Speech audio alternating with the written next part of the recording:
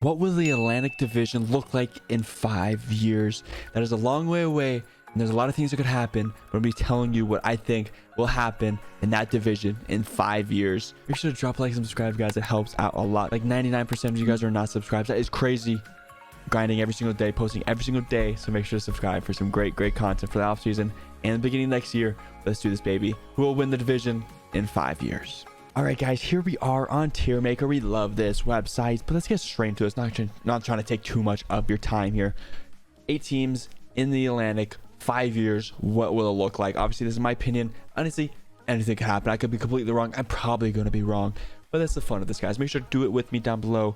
What are they looking like in 5 years? Atlantic Division. Let's start with number 8, in my opinion, is going to be the Ottawa Senators. I know, Ottawa fans, I'm sorry, but anything could happen. You guys have new ownership. I don't know how they're going to do. You guys are already trading Alex DeBrincat, basically. You have a lot of good young players, but it's just like an organization that I feel like doesn't know its plan. I feel like you're just trying stuff. Obviously, I feel like I'm kind of crazy here, but at the same time, it's hard to put these top teams down in 5 years because it's a long span, but at the same time, it's not. But Senators fans, let me know down below if I'm crazy or not, but I don't know, man. I just feel like new organization, new owner. I feel like it's just new owner, so like doesn't know a plan, and it's just something's gonna go wrong. I don't know. Number 7 might be even crazier. Sorry, guys. Bruins are gonna be 7th. Call me crazy. They have a big core that is very old. Marchand's gonna be gone. Bergeron's gonna be gone. Pastrnak is gonna be there, but Olmark's gonna be gone. Can't Swayman be the guy? Obviously, they do have McAvoy, so they do got some good young players. I just feel like Pastrnak will be traded in the future when these guys aren't going to be winning, and it's just going to have to be a huge upward and just rebuild for the Bruins, even though like it's hard to fathom that the Bruins aren't going to be in the playoffs. It just doesn't feel right. You know what I mean? It just doesn't feel right. I feel like they're an older team and they have to rebuild at some point, just like Pittsburgh, man. They're going to have to rebuild at some point, and I think it's going to be in the 5th year. Call me crazy. I don't really know, to be honest with you. Comment down below if I'm crazy. Number 6 is gonna be the Montreal Canadiens. Good team, young team, but at the same time, I feel like they always mess up. I feel like they always do something wrong and just mess up. Slavkovsky, is he gonna be great? Is he gonna live up to the first overall? Probably not, in my opinion. Probably not, as what I've seen so far. Obviously, really not a huge sample size. Cole Caulfield, yes, he's locked up for 8 years. But he's not gonna carry a team this period. He's not gonna be carrying a team like Connor McDavid or something like that. Goalie, is there any good young goalie in this lineup, in this system? I don't know.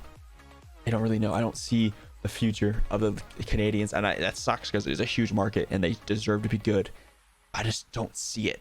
I just don't see it. Comment down below if you do, but I don't. Right now, I do not see it. Number 5, this one's kind of hard for me to say. I'm gonna have to say the Detroit Red Wings. It's hard for me to say this because they do have the great Yzerman as the GM, and he is very good at rebuilding teams. But they did just sell over the trade deadline this year, and obviously that revolves into picks. But is it gonna turn out the way he wants? This team is pretty damn good. Sider leading the team with Larkin. It's a good team. It is a good team that's young, but I haven't seen anything yet. Maybe when all these young guys come up, obviously I could be completely wrong. I would not be surprised if they come up to 2 or 3, if I'm being honest with you. As of now, I'm gonna have to leave them at 5, but I would not be surprised in 3 years if they're up here. I wouldn't be surprised. Up next is gonna be the Tampa Bay Lightning. This one was hard for me to say. This was very one I was kind of maybe flip-flop with the Red Wings. They do have a pretty old core. Stamkos is gonna be getting up there. Kucherov is getting up there. At the same time, Kucherov is only 30, so he'll be playing at 35, and Vasilevsky's only 28. So I'm like, how do they miss playoffs with Vasilevsky and Kucherov? Because Stamkos will probably be retired in year 5. But they still have Braden Point. They still have these good players.